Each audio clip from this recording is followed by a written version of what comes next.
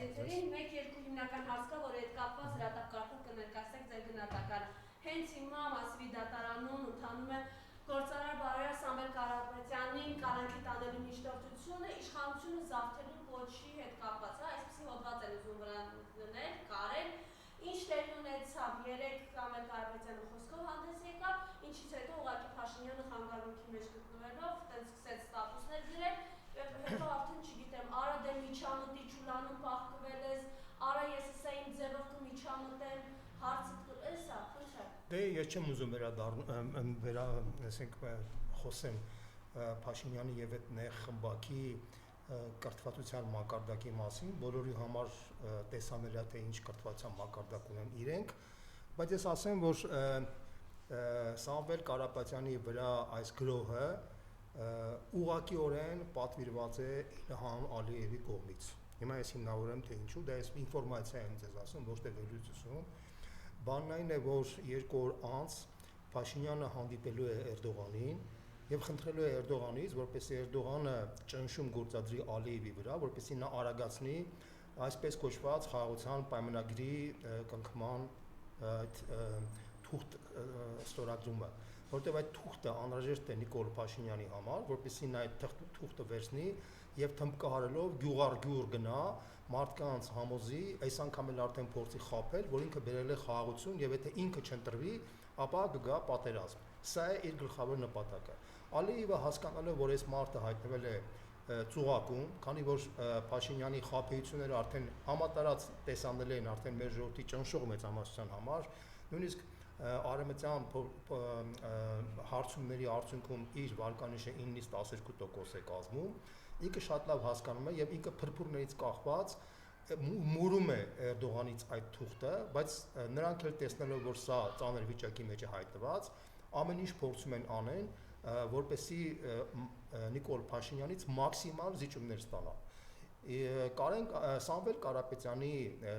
գրոհը ուղղակիորեն մտնում է Ադրբեջանի ծրագրերի մեջ։ Ես ուղղակի հիշեցնեմ, որ 2021 թվականի հունիսի 18-ին, հիշենք այդ տարեթիվը, հունիսի 18-ին Ադրբեջանի գլխավոր դատախազությունը միջազգային հետախուզում հայտարարեց 3 գործարարների՝ Սամվել Կարապետյանի, Արա Աբրամյանի եւ Դավիթ Գալստյանի, այն հիմնավորմամբ, որ իրենք ժամանակին ակտիվ միջամտություն են ունեցել զենքի, այսպես ասած, գնման եւ տեղափոխման համար Լեռնային Ղարաբաղ։ Սա ըստ էության Ադրբեջանի կողմից հերթական, այսպես ասած, պահանջներից մեկն է։ Դուք գիտեք, որ պահանջներից մեկն է նաեւ, որ Ադրբեջանը ունի խնդիր դատելու նաեւ նախկին 3 նախագահներին, ովքեր որ մասնակցել են Լեռնային Ղարաբաղի, այս կամ այն չափով մասնակցել են Լեռնային Ղարաբաղի պատերազմում, այդ թվում նաեւ առաջին վարչապետ Վազգեն Մանուկյանի, Սամվել Բաբայանի եւ մի շարք այլ արցախյան եւ հայաստանյան պետական գործիչների, որոնք այս կամ այն առաջություն են ունեցել Ղարաբաղյան պատերազմի մեջ։ Հիմա Ալիևը, օգտվելով Փաշինյանի թույլ վիճակը, ինքը ահանջում է, որպեսզի այս պահանջները փուլ առ փուլ կատարվեն։ Ադրբեջանցիների վերադարձը Հայաստան արդեն խոստացված է, Ալեն Սիմոնյանի շուրթերով արդեն հայտարարվել է, որ փաստաթուղթը ստորագրումից անմիջապես հետո ադրբեջանցիները կարող են վերադառնալ Հայաստան իրենց նախկին գյուղերը, դա պայմաններից մեկն էր։ Իրենք բացելու են Զանգեզուրի միջանցքը, ավելին կարող ասեմ, Հայաստանն են դարձնելու ամբողջովին Զանգեզուրի միջանցք, սա էլ է խոստում տված։ Մինսկի խմբի լուծարումը արդեն հրապարակային հայտարարել են, որ հենց թուղթը լինի միանգամից կլուծարվի, նույնը կարելի ասել սահմանադրության փոփոխության վերաբերյալ։ Հիմա տեսեք, այսօր հունիսի 18-ն է, 2 օր անց Էրդողանի հետ հանդիպելու է Նիկոլ Փաշինյանը։ Հենց այս 3 Ադրբեջանի գլխավոր դատախազությունը նորից վերահրապարակել է այդ իր հայտարարությունը, որը եղել է 4 տարի անց, եւ Ալիևը իր խողովակների միջոցով հորդորել է, որպեսզի Փաշինյանը, եթե ինքը անկեղծ է իրենց խոստումները կատարելու համար, կատարի իր տնային աշխատանքը, այսինքն գրոհ սկսի Սամվել Կարապետյանի դեմ։ Սամվել Կարապետյանի մի խոսք, մի բառ, որը ոչ մի կապ չունի այդ բանի հետ, առիթ էր պարզապես, որպեսզի ինքը այս process-ը կատարի, այս process-ը Նիկոլ Փաշինյանը իրականացնում է բացառապես Էրդողանի եւ Ալիևի համար։ Մի կողմ թողնենք, որ սա հակասահմանադրական, հակաօրինական գործողություններ են, որոնք իշխանափոխությունից հետո հաստատվելու են եւ այդ մարդիկ կրել են ուղղակիորեն պատասխանատվություն։ Պատկան մարմիններին, Հայաստանի պետական մարմիններին, իշխող շրջանակներին, բազմաթիվ շարքային եւ միջին դասի իշխող կուսակցության ներկայացնել, ուզում եմ հիշեցնեմ եւս մի պատմություն։ 2011 թվականի հոկտեմբերի 1-ին Վրաստանում Սաակաշվիլին քրեական գործ բացեց այն ժամանակվա վրացի գործարար եւ բարերար Բիձինա Իվանիշվիլիի դեմ։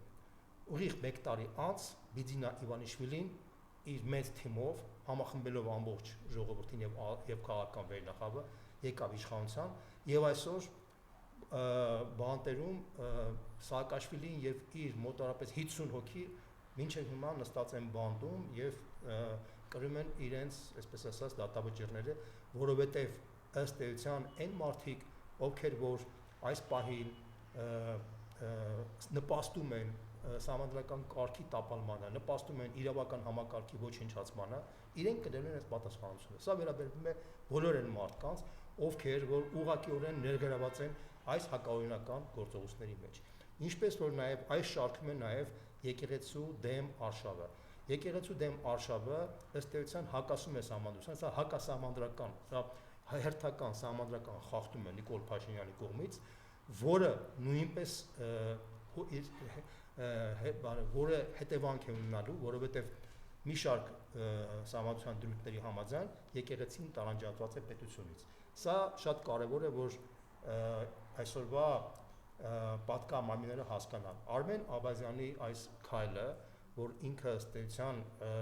հրաժարվեց կատարել Նիկոլ Փաշինյանի անօրինական պահանջները, ողջունելի է եւ դա պետք է օրինակ ծառայի մյուս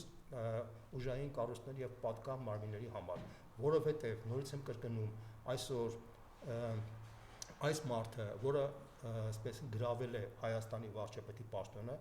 արդեն զրկվել է քաղաքական լեգիտիմությունից, որտեղ այն ընտրական արդյունքը, որ եղել է 21 թվականին, իր հետևանքներով ամբողջովին վերացել է իր քաղաքական լեգիտիմությունը եւ ինքը այսօր վերածվել է Թուրքիայի դեսպանատան ֆունկցիային։ Իդեպ ասեմ, որ լինելով Մայր Հայաստանի ներկայացուցիչ, ես նշեմ, որ Մայր Հայաստանը կողմ է, որ Հայաստանը զարգացնի նորմալ հարաբերությունները Թուրքիայի եւ Ադրբեջանի հետ։ Ավելին, մենք կողմ ենք, որ հաստատվեն դիվանագիտական հարաբերությունները Թուրքիայի հետ, բայց մենք դեմ ենք, որ Թուրքիայի դեսպանա եւ դեսպանատունը լինի Հայաստանի կառավարության շենքում։ Հայաստանի կառավարության շենքում պետք է լինի Հայաստանի ղեկավարը, վարչապետը։ Ինչպես նաեւ մենք դեմ ենք, որպեսզի հայ ազգի գործիչը, ասենք թուրքական ազգանունով, ստանձնի Թուրքիայի վարչապետի կամ նախագահի պաշտոնը կամ Ադրբեջանի նախագահի պաշտոնը։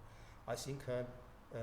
մենք կողմ լինելով նորմալ հարաբերությունների զարգացմանը, դեմ ենք, որ Թուրքիայի փաստացի դեսպանը այսօր ստանձնել է Հայաստանի վարչապետի պաշտոնը, խաբելով մեր հասարակությանը, սուտ խոստումներ տալով եւ 170-աշճան փոխելով այդ խոստումները եւ ըստ էության սա հիմք է, որպեսզի այս անօրինական իշխանությունը հեռացվի իշխանությունից։ Ըստ էության ես նույնպես եմ կրկնում, ամենաուշը 26 թվականին այս իշխանությունը չի լինելու, ավելին կարող եմ ասեմ, շատ գործոններ կան, որ հուշում են, որ դա լինելու է ոչ թե որ այս process-ը չի հասնի մինչև 26 թվական եւ ավելի շուտ կլինի վաղաժամ ընտրություններ, որովհետեւ այն սադրիչ քայլերը, որ կատարում է Փաշինյանը, փաստացի թույլ է տալիս ինձ մտածելու, որ այդ process-ները ավելի արագացվելու են։ Եվ ես կոչ եմ անում շարքային քպականներին, միջին դասի քպականներին, բարձրաստիճան պաշտոնյաներին, ովքեր որ գիտակցում են եւ հասկանում են թե ինչ վիճակի մեջ են, իրանք էլ են շատ ծանր վիճակի մեջ հայտնվել, փաստացի պատանդի կարգավիճակի մեջ են հայտնվել, բայց իրենք պետք է հասկանան, որ այստեղ դրած է հետեւյալ խնդիրը, կամ երրորդ հանրապետությունը այլևս գոյություն չունի։ Արցախի կորուստից հետո, որտեղ երրորդ հանրապետության դրույթները հիմնված էին Արցախով, երրորդ հանրապետության սահմանադրական դրույթների մեջ դրած էր, որ Հայաստանը գլխավոր երաշխավորներից մեկը է Արցախի անվտանգության համար։ Այս դրույթը ոչնչացված է, ոչնչացվել է Նիկոլ Փաշինյանի կառավարման ընթացքում եւ ըստ էության ինքը խոսք տվեց 21 թվականին, որ ինքը փորձելու է վերականգնել այս դրույթը, բայց ինքը դրժեց իր խոստումը եւ 22 թվականի հոկտեմբերի 6-ին Պրահայում փաստացի ճանաչեց Արցախը Ադրբեջանի կազմում, դրանով իսկ կոպտագույն ձևով խախտեց Հայաստանի սահմանադրության կարևորագույն կետերից մեկը, ըստ էության իրեն դուրս հանեց օրենքից եւ զուտ ինչ հանգամանքներից է, որ ինքը մինչև հիմա մնացել է պաշտոնում, ինչը մեր ժողովրդի մեծագույն խայտարակություններից մեկն է, բայց անկախ ամեն ինչից ես ուզում եմ նորից հորդորեմ, որ փաստացի մենք կանգնած ենք երկընտրանքի առաջ, կամ լինելու է Հայաստանի 4-րդ հանրապետությունը, կամ Հայաստանի այս տարածքի տեղը հաստատվելու է Արևմտյան Ադրբեջան, որը Թուրքիան եւ Ադրբեջանը փորձում են իրականացնել Նիկոլ Փաշինյանի ձեռքերով, քարոզելով կեղծ իրական Հայաստան, այսպես ասած, տեսլականով։ Սա այդ իրենց իրական Հայաստանը, դա իրականում Արևմտյան Ադրբեջան գաղափարն է, որը պարզապես հայ հասարակությանը խաբելու համար այսպեսի ձևով են ներկայացնում։ Ես ուզում եմ հատուկ նշել, որ սա քաղաքական խնդիր չէ, սա առանձին վերցած քաղաքական ուժի հարց չէ, սա ըստ էության բոլորին է վերաբերվում, որտեղ Հայաստանի վերացումը, Հայաստանի ապամոնտաժումը ազդելու է բոլորի վրա։ Այն հակասությունները, որ կան տարբեր քաղաքական ուժերի մեջ, այդ հակասությունները ըստ էության պետք է մի կողմ թողնենք, առնվազն գոնե ժամանակավորապես, եւ բոլորս պետք է կոնսոլիդացվենք, կանգնեցնելու, որտեղ սա նույնպես եմ կրկնում, սա ազգային փրկության խնդիր է, սա քաղաքական խնդիր չէ, որովհետեւ այս մարդու գոյությունը ամեն օր, ամեն շաբաթ, ամեն ժամ, ամեն րոպե մոտեցնում է Հայաստանի կործանման process-ը։ Սա է խնդիրը։ Հայաստանի էլեկտրական ցանցեր ընկերությունը 10 միլիոն դրամով տուգանվել է։ ՀՑԿ հանձնաժողովը պարտավորեցրել է ընկերությանը մինչև 25 թվականի դեկտեմբերի 31-ը ի սպասարկման ամբողջ տարածքում վերացնել խախտումները, այլապես խախտումներ չվերացնելու դեպքում վճարել տուժն ու սպառողների իրավունքների խախտման համար մեկամսյա ժամկետում հանձնաժողովի ներկայացնել իրենց աշխատանքները։ Տեսեք, ես Եվ այսօր էլ Փաշինյանը գրեց հետ ազգայնացնելու մասին, սա ըստ էության Սա ցույց է տալիս հետևյալ բանը, որ Հայաստանում օրինական համակարգը ոչնչացված է, իրավապահ համակարգը քանդված է, այս անձը փաստացի իրեն վեր է դրել բոլոր իրավական օրինական դաշտերից եւ ինքը արդեն քանի որ մի շարք օրենքներ է խախտել, սահմանադրություն է խախտել, համարում է, որ արդեն այդքան բազմաթիվ հոդվածներ, որ արդեն շալակել է, եւ ավել 1-2 լրացուցիչ հոդված շալակել է արդեն չի խանգարի, բայց սա ես ուզում եմ նաև նշել Արևմտյան դեսպաններին, Միացյալ Նահանգների դեսպանատանը եւ Եվրոմիության ներկայացուցին եւ ընդհանրապես Եվրոմիության դեսպանատաներին։ Սա ձեր աչքի առաջ է գնում, սա ըստ էության ցույց է տալիս, թե այս մարդը իրենց ինչ է ներկայացնում։ Ձեր լռությունը, որտեղ դուք մի անգամ չէ որ աջակցել եք այս մարդու գործունեությունը այս 7 տարվա ընթացքում, ձեր լռությունը եւ ձեր մենք գնահատել ենք որպես խրախուսում ապօրինությունների եւ դա ազդելու է նաեւ Հայաստանի ապագա հարաբերությունները ձեր երկրների հետ, որովհետեւ դուք փաստացի մեղսակից եք եղել այն 7 տարվա ապօրինություններին, որ իրականացնել է Հայաստանում, վերջին 30 տարվա ընթացքում, վերջին 20 տարվա ընթացքում, եթե դրա 10%-ը լիներ, դուք ուղղակի չգիտեմ ինչ ձևով կգնահատեիք, բայց հիմա հաշվառելով այն հանգամանքը, որ ինչ է կատարում աշխարհում, երբ որ ըստ էության Գազայում կատարվում է ցեղասպանություն, որտեղ մոտավորապես 50-ից 60 հազար մարդ է կոտորվել։ Այն ինչ որ օրը ցերեկով փաստորեն ռմբակոծվում են Թեհրանն ու Թել Ավիվը եւ փաստորեն դրա մեղքը նաեւ ձեր մեջ է, երբ որ Ուկրաինայում միլիոնավոր ուկրաինացիներ եւ ռուսներ են կոտորվում, մահանում եւ նաեւ ձեր մեղքը մեջ է, դե դուք մտածում եք, որ դուք ըստ էության դուրս եք գալու այս ամեն ինչից առանց որևէ ինչ-որ կորուստների չարաչար սխալվում եք։ Ձեր մեղքը անչափ մեծ է։ Դուք շատ մեծ մեղք ունեք այն ժողովուրդների եւ այն երկրների առաջ, որոնց դուք խաբել եք ձեր դեմոկրատական քարոզով, դեմոկրատական լիբերալ արժեքներով, որից բազմաթիվ մարդիկ այդպես ես հավատացել ենք եւ հիմա հասկանում ենք, որ դուք ուղղակի խաբեբաներ եք եւ ձեր գործունեության հետևանքով է, որ մենք այս ծանր վիճակի մեջ ենք հայտնված, բայց դուք մի ծանրացրեք ձեր մեղքը, որովհետեւ կարող է գալ հատուցման ժամանակը եւ հատուցումներ տարբեր ձևի կարող են լինել։ Սա է խնդիրը։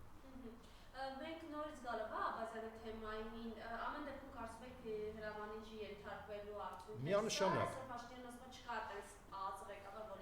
Միանշանակ ես ողջունում եմ Արմեն Աբազյանի քայլը եւ ես կոչ եմ անում, որ Հայաստանի մյուս պետական այրերը նույնպես այդպիսի դիրքորոշմով հանդես գան, որովհետև անկախ ամեն ինչից իրենք խոստում են տվել, որ պետք է ծառայեն Հայաստանի Հանրապետությանը, այլ ոչ թե Թուրքիայի դեսպանատան դեր կատարող այսօրվա ժամանակավոր կառավարությանը Նիկոլ Փաշինյանի գլխավորությամբ։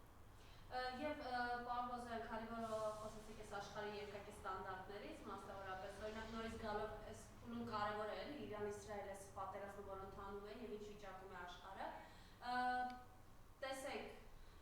ինչ է սպառնում այս փուլում Հայաստանին, հաշվի առնելով, որ համացանցում մի հատ ոչ պաշտոնական փաստաթուղթ կա, որով Իրանի դեմ փորձի ԱՄՆ-ն օգտագործել Հայաստանին։ Ես բացառում եմ, որ դա լինի, որտեղ դա այդ ես նման տեղեկությանը չեմ վստահում, հնարավոր չէ, որ Հայաստանի տարածքը որևէ ձևով օգտագործվի Իրանի դեմ, դա կլինի մեծագույն հանցագործություն, եւ ես նույնիսկ մերժում եմ, որ նման տիպի դիսկուրս առաջ գա, որտեղ այդ դիսկուրսը վտանգում է Հայաստանի անվտանգությանը, եւ ես նաեւ կարող եմ կասկածել, որ այդ դիսկուրսը կարող է ներմուծված լինել դրսից։ Սա է խնդիրը, ավելի շուտ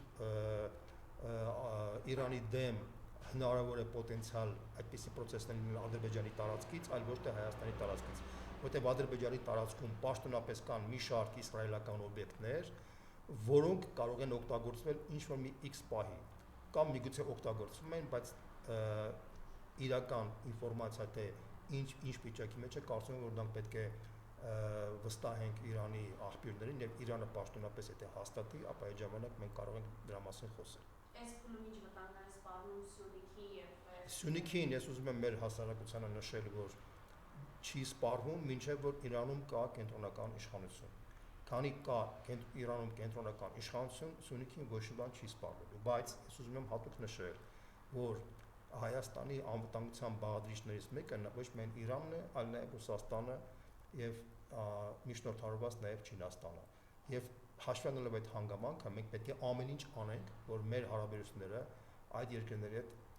պահպանենք եւ զարգացնենք։ Եվ սինեն այն մարդկանց պատկերացումները, թե իբր Հայաստանը խզելով Ռուսաստանի հետ հարաբերությունները կարող է ինչ-որ շանս ունենալ, որ ինքը կարող է պատահի ինչ-որ, չգիտեմ, այլ երկրների հետ հարաբերություններ զարգացնել։ Երբևիցե աշխարհում չի եղել մի դեպք, երբ որ մի երկրի հետ հարաբերությունները խզելով դու կարող ես ուժեղացնել քո անվտանգությունը։ Սա կեղծ թեզեր են, այդ կեղծ թեզերը ներմուծված են Հայաստանում, այլ նպատակների, դա այլ խնդիր է։ Ինչպես քանի որ Ռուսաստանի հետ հարաբերությունները խզելու բաղ ասացիք, Ռուսաստանի երեկվա արձագանքը Զախարովայի, Զատուլինի, Սալավյովի, այսօր էլ Փաշինյանը նորից ասաց, որ Ռուսաստանում կան որոշ շրջանակներ, ովքեր Հայաստանում հիբրիդային պատերազմ են իրականացնում։ Դե ես չեմ ուզում անդրադառնալ սա մեր խնդիրն է, սա Հայաստանի խնդիրն է, սա հայ ժողովրդի խնդիրն է։ Նույնիսկ եմ կրկնում, սա քաղաքական հարց չէ, սա ազգային խնդիր է, սա նույնիսկ ներկուսակցական հարց չէ։ Եթե Հայաստանը չլինի, ապա Հայաստանի բոլոր կուսակցությունները, չգիտեմ, ՀՀԿ-ականները, դաշնակցականները, սերժականները, լևոնականները, քոչարյանականները, ծառուկյանականները իրենց վեճերը կարող են տեղափոխել Փարիզի եւ Մոսկվայի սրճարաններում։ Ես կարծում եմ, որ այդ մարդիկ տենց խնդիր չունեն։ Եվ հաշվի առնելով այդ հանգամանքը մենք պետք է մոռանանք գոնե ժամանակավոր բոլոր կուսակցական դրոշները վայր դնենք եւ բոլոր քաղաքական հակասությունները վայր դնենք, մենք պետք է բոլոր մեծ կոնսոլիդացիա լինի արևմտամետների, ռուսամետների, բոլոր քաղաքական ուժերի, որովհետեւ կոնի վրա դրած է Հայաստանի լինել չլինելու խնդիրը։ Ես ուզում եմ նորից նշեմ, որ Նիկոլ Փաշինյանի ցավոք սրտի այդպես է ստացվել, Նիկոլ Փաշինյանի համար Հայաստանի գոյությունը նշանակում է, որ ինքը կանգնելու է պատասխանատվության առջև։ Օբյեկտիվորեն իրեն շահավետ չէ Հայաստանի գոյությունը։ Այսինքն կամ կլինի Հայաստանը, կամ կմնա Նիկոլ Փաշինյանը։ 3 միլիոն մարդու եւ 1 մարդու եւ 1 ընտանիքի երկընտրանքը պետք է որոշի հայ ժողովուրդը։ Սա է խնդիրը։